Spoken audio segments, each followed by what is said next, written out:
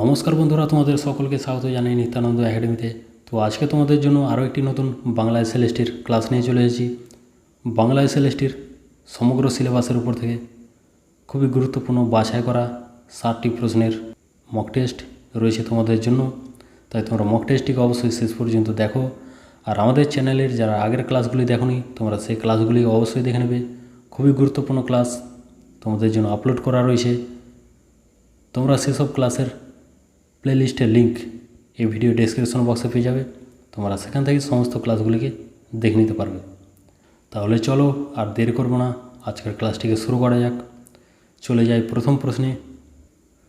প্রথম প্রশ্ন দেখো কী রয়েছে, প্রত্যেকে সঠিক উত্তর লাইভ চ্যাটে অ্যান্সার করতে থাকবে। তো প্রথম প্রশ্ন দেখো, বাংলা ভাষা ও সাহিত্যের প্রাচীনতম নিদর্শন কী? শ্রীকৃষ্ণ বিজয়, শ্রীকৃষ্ণ কীর্তন, চর্যাপদ নাকি শূন্য পুরাণ? প্রত্যেকে সঠিক উত্তর কমেন্ট করে জানাও কোনটি হবে সঠিক উত্তর। তো এই প্রশ্নের সঠিক উত্তরটি হয়ে যাবে চর্যাপদ।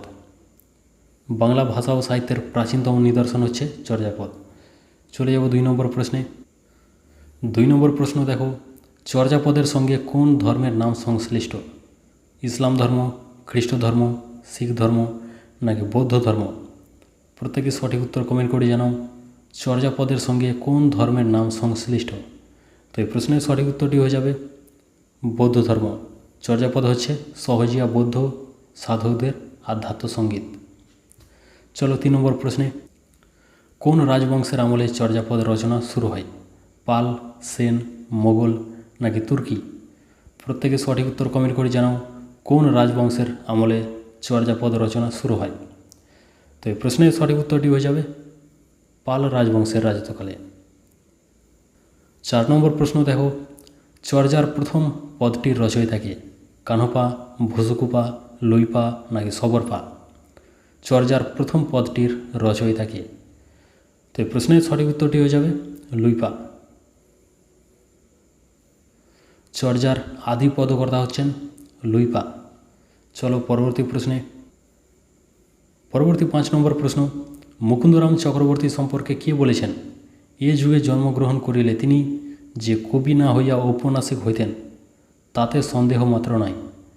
ভূদেব মুখোপাধ্যায়, সুকুমার বন্দ্যোপাধ্যায়, শ্রীকুমার বন্দ্যোপাধ্যায় নাকি সুনীতি কুমার চট্টোপাধ্যায়? প্রত্যেকে সঠিক উত্তর কমেন্ট করে জানাও কোনটি হবে সঠিক উত্তর। তো এই প্রশ্নের সঠিক উত্তরটি হয়ে যাবে শ্রীকুমার বন্দ্যোপাধ্যায়। শ্রীকুমার বন্দ্যোপাধ্যায় বলেছেন, এ যুগে জন্মগ্রহণ করিলে মুকুন্দরাম চক্রবর্তী কবি না হইয়া ঔপন্যাসিক হইতেন। চলো 6 নম্বর প্রশ্নে। 6 নম্বর প্রশ্ন দেখো, মালাধর বসুর জন্মস্থান কোথায়? কৃষ্ণপুর গ্রামে, কুলিন গ্রামে, ফুলশ্রী গ্রামে নাকি দামিন্না গ্রামে? কোনটি হবে সঠিক উত্তর? প্রত্যেকে সঠিক উত্তর কমেন্ট করে জানাও মালাধর বসুর জন্মস্থান কোথায়। তো এই প্রশ্নের সঠিক উত্তরটি হয়ে যাবে অপশন নম্বর খ, কুলিন গ্রামে। 7 নম্বর প্রশ্ন দেখো, নিচের কোনটি কবি বিদ্যাপতি রচিত নয়? ভূ পরিক্রমা, লিখনাবলী, শৈব সর্বস্বহার নাকি পদকল্পতরু? নিচের কোনটি কবি বিদ্যাপতি রচিত নয়? তো এই প্রশ্নের সঠিক উত্তরটি হয়ে যাবে পদকল্পতরু। বাকি সব কিন্তু কবি বিদ্যাপতির রচনা। চলো 8 নম্বর প্রশ্নে।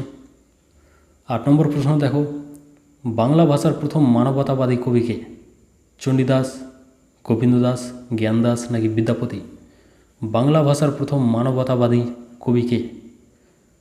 তো এই প্রশ্নের সঠিক উত্তরটি হয়ে যাবে চণ্ডীদাস। চলো 9 নম্বর প্রশ্নে। সুনীতি কুমার চট্টোপাধ্যায়কে কে আধুনিক ভারতের পাণিনি বলেছেন? কৃষ্ণা ভট্টাচার্য, রবীন্দ্রনাথ, সুকুমার সেন নাকি ভূদেব মুখোপাধ্যায়? সুনীতি কুমার চট্টোপাধ্যায়কে কে আধুনিক ভারতের পাণিনি বলেছেন? তো এই প্রশ্নের সঠিক উত্তরটি হয়ে যাবে কৃষ্ণা ভট্টাচার্য। পরবর্তী প্রশ্ন দেখো, সত্যকলি বিবাদ সংবাদ কার লেখা কাব্য? দৌলত উজির, মোহাম্মদ কবির, সৈয়দ সুলতান নাকি মুহাম্মদ খান?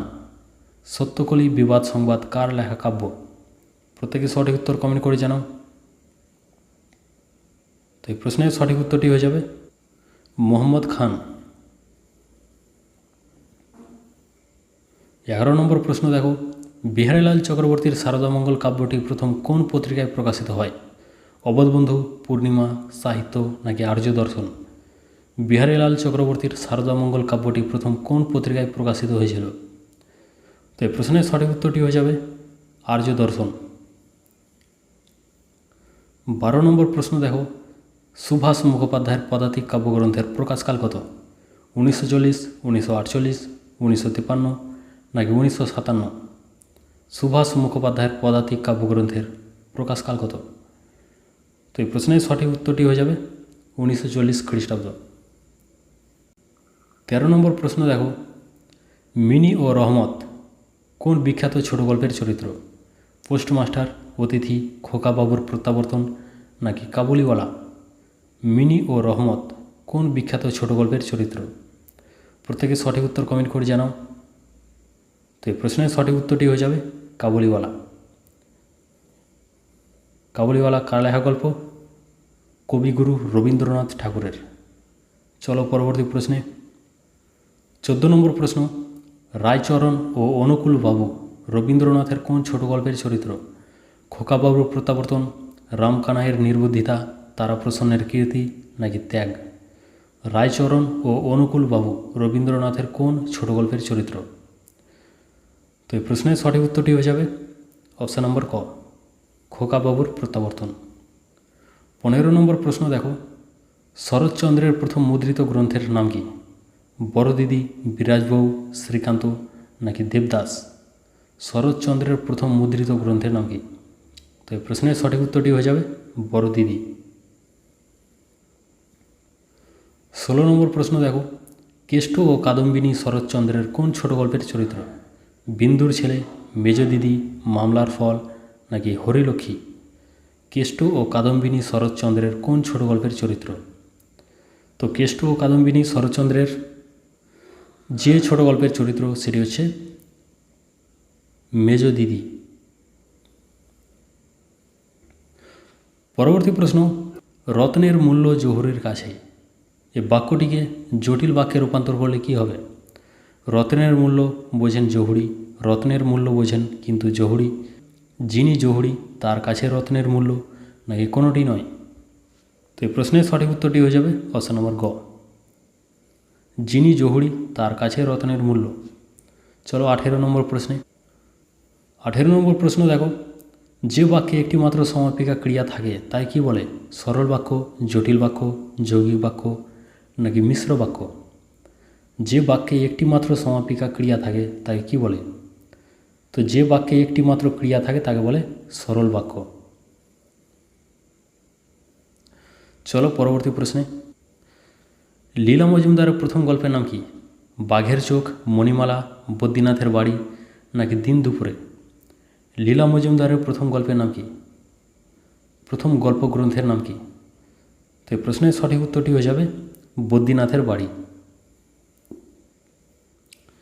চলো পরবর্তী প্রশ্নে। 20 নম্বর প্রশ্ন, বোম যাত্রীর ডায়েরি কোন পত্রিকায় প্রকাশিত হয়েছিল? আনন্দবাজার, সন্দেশ, আনন্দ মেলা নাকি বসুমতী? বোম যাত্রীর ডায়েরি কোন পত্রিকায় প্রকাশিত হয়েছিল? তো এই প্রশ্নের সঠিক উত্তরটি হয়ে যাবে সন্দেশ।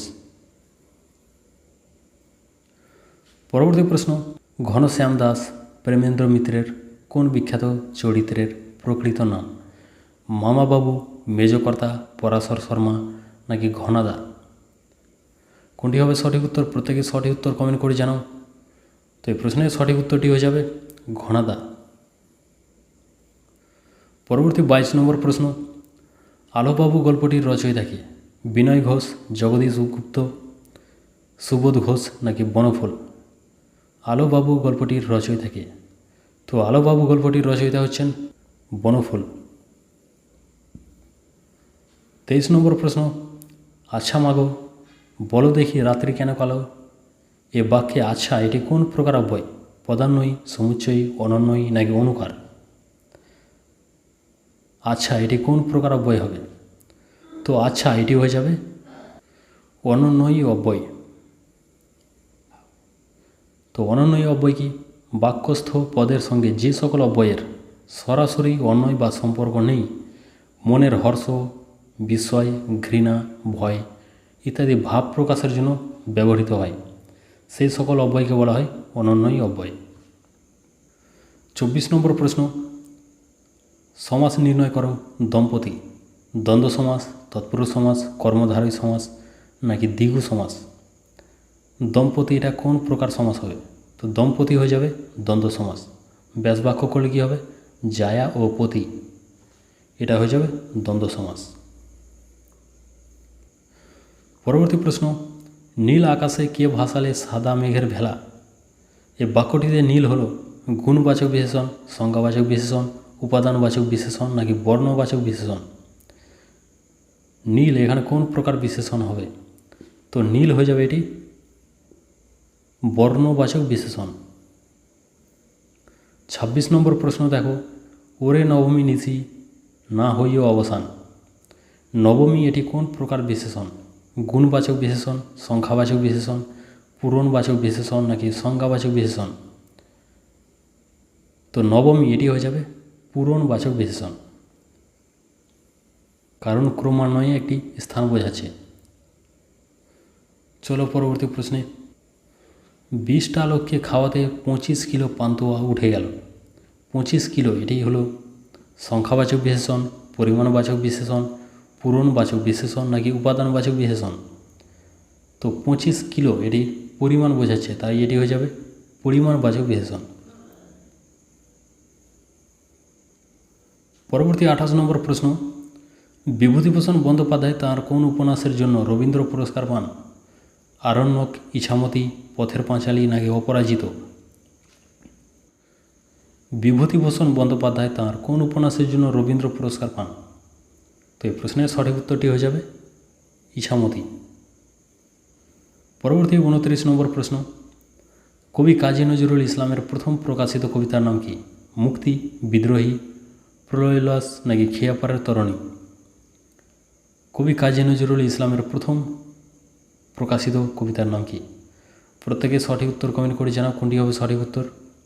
তো এই প্রশ্নের সঠিক উত্তরটি হয়ে যাবে মুক্তি।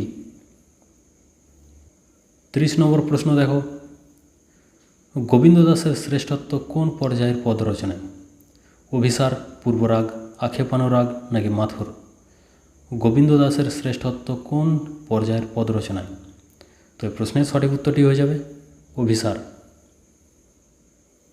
31 নম্বর প্রশ্ন দেখো, মরিতে চাহি না আমি সুন্দর ভুবনে, মানবের মাঝে আমি বাঁচি বাড়ি চাই। উদ্ধৃত অংশটি কোন কাব্যগ্রন্থের? ছবি ও গান, কড়ি ও কোমল, মানসী নাকি সোনার তরী। তো এই প্রশ্নের সঠিক উত্তরটি হয়ে যাবে কড়ি ও কোমল। পরবর্তী 32 নম্বর প্রশ্ন, গিরিশচন্দ্রের কোন প্রহসনে Moliere love is the best doctor এর প্রভাব রয়েছে? জৈসা কি তৈসা, সপ্তমীতে বিসর্জন, বেলিক বাজার নাকি বড়দিনের বকশিস। গিরিশচন্দ্রের কোন প্রহসনে Moliere love is the best doctor এর প্রভাব রয়েছে? তো এই প্রশ্নের সঠিক উত্তরটি হয়ে যাবে অপশান নম্বর ক, জৈসা কি তৈসা। 33 নম্বর প্রশ্ন, মেবার ও রাঠোরের রাজবংশের কাহিনী নিয়ে গিরিশচন্দ্র কোন নাটকটি লেখেন? বিল্বমঙ্গল, চণ্ড, আবু হোসেন নাকি হীরার ফুল। মেবার ও রাঠোরের রাজবংশের কাহিনী নিয়ে গিরিশচন্দ্র কোন নাটকটি লেখেন? তো এই প্রশ্নের সঠিক উত্তরটি হয়ে যাবে চণ্ড। 34 নম্বর প্রশ্ন, শাক্ত পদকর্তা কবি রামপ্রসাদ সেনের জন্মস্থান কোথায়? কৃষ্ণপুর, বর্ধমান, হালিশহর, কাইতি, শ্রীরামপুর নাকি নবদ্বীপ। তো শাক্ত পদকর্তার জন্মস্থান হচ্ছে হালিশহর। চলো পরবর্তী প্রশ্নে, বুদ্ধদেব বসুর প্রথম কবিতার নাম কি? নতুন পাতা, যাত্রী, অচেনা মানুষ নাকি ইলিশ। বুদ্ধদেব বসুর প্রথম কবিতার নাম কি? তো এই প্রশ্নের সঠিক উত্তরটি হয়ে যাবে যাত্রী। চলো পরবর্তী প্রশ্নে, যতীন্দ্রনাথ সেনগুপ্তের প্রথম কবিতার নাম কি? নবান্ন, বঙ্গমাতা, শীত নাকি হাট। তো কোনটি হবে সঠিক উত্তর? প্রত্যেকে সঠিক উত্তর কমেন্ট করে জানাও। যতীন্দ্রনাথ সেনগুপ্তের প্রথম কবিতার নাম কি? তো যতীন্দ্রনাথ সেনগুপ্তের প্রথম কবিতার নাম হয়ে যাবে শীত। 37 নম্বর প্রশ্ন দেখো, বাংলা সাহিত্যের প্রথম সার্থক ট্র্যাজেডি কোনটি? কৃষ্ণকুমারী, শর্মিষ্ঠা, পদ্মাবতী নাকি রাজা ও রানী। বাংলা সাহিত্যের প্রথম সার্থক ট্র্যাজেডি কোনটি? তো বাংলা সাহিত্যের প্রথম সার্থক ট্র্যাজেডি হয়ে যাবে কৃষ্ণকুমারী। পরবর্তী 38 নম্বর প্রশ্ন, রসুল বিজয় কার লেখা কাব্য? শেখ ফয়জুল্লাহ, মোহাম্মদ কবির, জৈনুদ্দিন নাকি দৌলত উজির? রসুল বিজয় কার লেখা কাব্য? তো রসুল বিজয় এটি হয়ে যাবে জৈনুদ্দিনের লেখা কাব্য। 39 নম্বর প্রশ্ন, আরগাসের চশমার পাওয়ার কত ছিল? 20, -20, 10 নাকি -10? তো আরগাসের চশমার পাওয়ার ছিল -20। 40 নম্বর প্রশ্ন, বদনবাবুর ছেলে বিল্টুর বয়স কত ছিল? 5 বছর, 7 বছর, 9 বছর নাকি 11 বছর? বদনবাবুর ছেলে বিল্টুর বয়স কত ছিল? তো বদনবাবুর ছেলে বিল্টুর বয়স ছিল 7 বছর। পরবর্তী প্রশ্ন, দিল্লির জাতীয় সাঁতার চ্যাম্পিয়নশিপে একাই কয়টি মেডেল জিতেছিল রমা? তো এই প্রশ্নের সঠিক উত্তরটি হয়ে যাবে 6টি। পরবর্তী প্রশ্ন, রবীন্দ্রনাথের মুক্তধারা নাটকের প্রথম নাম কী ছিল? পথ, মুক্তি, পথমোচন নাকি বন্ধনমোচন? রবীন্দ্রনাথের মুক্তধারা নাটকের প্রথম নাম কী ছিল? তো রবীন্দ্রনাথের মুক্তধারা নাটকের প্রথম নাম ছিল পথ। পরবর্তী 43 নম্বর প্রশ্ন, নন্দিনী ও রঞ্জন কোন নাটকের চরিত্র? রক্তকরবী, মুক্তধারা, কালের যাত্রা নাকি শারদোৎসব? নন্দিনী ও রঞ্জন কোন নাটকের চরিত্র? তো নন্দিনী ও রঞ্জন এটি রবীন্দ্রনাথের রক্তকরবী নাটকের চরিত্র। পরবর্তী 44 নম্বর প্রশ্ন, রবীন্দ্রনাথের কালের যাত্রা নাটকটি কত সালে প্রকাশিত হয়? 1925, 1929, 1932 নাকি 1934? রবীন্দ্রনাথের কালের যাত্রা নাটকটি কত সালে প্রকাশিত হয়? তো এই প্রশ্নের সঠিক উত্তরটি হয়ে যাবে 1932। 45 নম্বর প্রশ্ন, নীলদর্পণ নাটকটির ইংরেজি অনুবাদ কে করেন? Dinabandhu Mitra, James long, Thomas hardy নাকি মধুসূদন দত্ত? নীলদর্পণ নাটকটির ইংরেজি অনুবাদ কে করেন? তো নীলদর্পণ নাটকটির ইংরেজি অনুবাদ করেছিলেন মধুসূদন দত্ত। প্রকাশ করেছিলেন জেমস লং। কী নামে? The indigo planting mirror. চলো পরবর্তী প্রশ্নে। পরবর্তী 46 নম্বর প্রশ্ন, নগরলক্ষ্মী কবিতায় কোথায় দুর্ভিক্ষের কথা বলা হয়েছে? উজ্জয়িনীতে, কপিলাবস্তুতে, সারনাথে নাকি শ্রাবস্তিপুরে? নগরলক্ষ্মী কবিতায় কোথায় দুর্ভিক্ষের কথা বলা হয়েছে? তো এই প্রশ্নের সঠিক উত্তরটি হয়ে যাবে শ্রাবস্তিপুরে। 47 নম্বর প্রশ্ন, হিমালয় যেন পৃথিবীর মানদণ্ড উক্তিটি কার? প্লেটোর, রবীন্দ্রনাথের, কালিদাসের নাকি শূদ্রকের? হিমালয় যেন পৃথিবীর মানদণ্ড উক্তিটি কার? তো এই প্রশ্নের সঠিক উত্তরটি হয়ে যাবে কালিদাসের। পরবর্তী প্রশ্ন, আদিতে ফাউন্টেন পেনের নাম কী ছিল? রেজার্ভার পেন, পাইলট পেন, ঝর্ণা কলম নাকি কোনোটি নয়? আদিতে ফাউন্টেন পেনের নাম কী ছিল? তো আদিতে ফাউন্টেন পেনের নাম হয়ে যাবে রিজার্ভার পেন। রাবণ ফিরাইয়া আঁখি দেখিলেন দূরে, দূরে রাবণ কি দেখিলেন? সাগর মকরালয়, বীরবাহুর মৃতদেহ, রামের যুদ্ধ শিকার নাকি মেঘনাদের মৃতদেহ?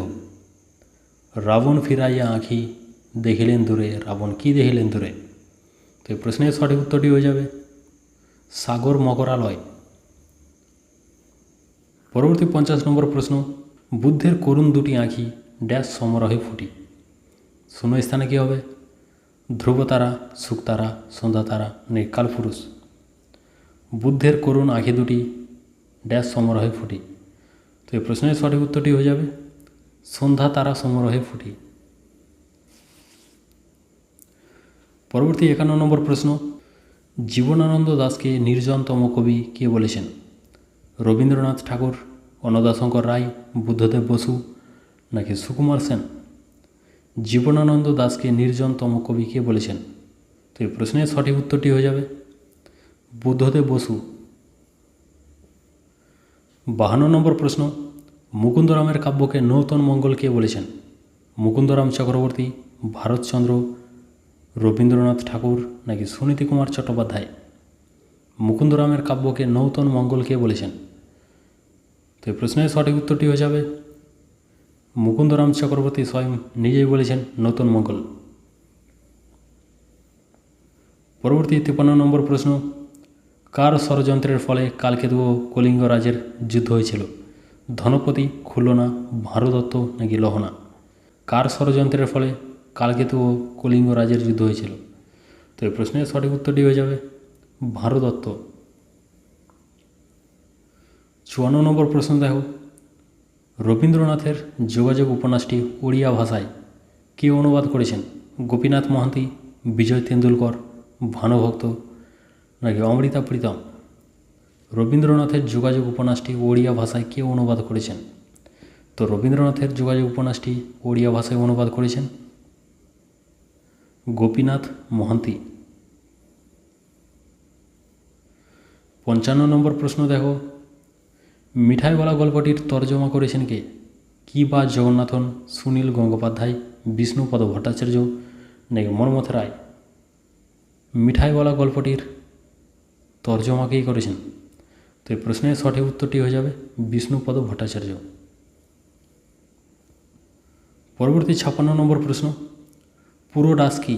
জবের রুটি, জোয়ারের রুটি, বাজরার রুটি নাকি এক ধরনের মাদক পদার্থ? পুরো ডাস কি?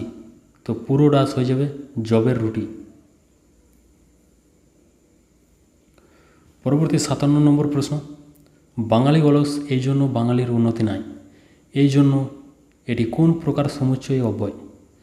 সংশয়বাচক অব্যয়, সিদ্ধান্তবাচক অব্যয়, হেতুবাচক অব্যয় নাকি ব্যতিরেকাত্মক অব্যয়? তো এই জন্য এটি হয়ে যাবে হেতুবাচক অব্যয়। পরবর্তী প্রশ্ন, দেখেছি নিত্যের জ্যোতি দুর্যোগের মায়ার আড়ালে, এ বাক্যে দেখেছি হলো সমাপিকা ক্রিয়া, অসমাপিকা ক্রিয়া, অব্যয় নাকি সর্বনাম পদ? তো এই প্রশ্নের সঠিক উত্তরটি হয়ে যাবে সমাপিকা ক্রিয়া। সমাপিকা ক্রিয়া সাধারণত বাক্যের শেষে বসে, কিন্তু বাক্যের সৌন্দর্য বৃদ্ধির জন্য প্রথমেও বসতে পারে এবং মাঝখানেও বসতে পারে, বাক্যের ছন্দ মাধুর্য রক্ষা করার জন্য। চলো 59 নম্বর প্রশ্নে। 59 নম্বর প্রশ্ন, অমৃতা প্রীতম কত সালে জ্ঞানপীঠ পুরস্কার পান? 1956, 1982, 1969 নাকি 2004? অমৃতা প্রীতম কত সালে জ্ঞানপীঠ পুরস্কার পান? তো অমৃতা প্রীতম জ্ঞানপীঠ পুরস্কার পেয়েছিলেন 1982 সালে। চলো পরবর্তী প্রশ্নে, মাটি কোন শব্দ? তৎসম, অর্ধ তৎসম, তদ্ভব নাকি দেশি? মাটি কোন শব্দ? তো মাটি হয়ে যাবে তদ্ভব শব্দ। তো আজকের মক টেস্টের ক্লাস এখানে শেষ হচ্ছে। আজকের এই 60টি প্রশ্নের মধ্যে তোমরা কতগুলি প্রশ্নের উত্তর নিজে থেকে দিতে পারলে সেটি অবশ্যই কমেন্ট করে জানাও। তাহলে দেখা হচ্ছে পরবর্তী নতুন মক টেস্টে।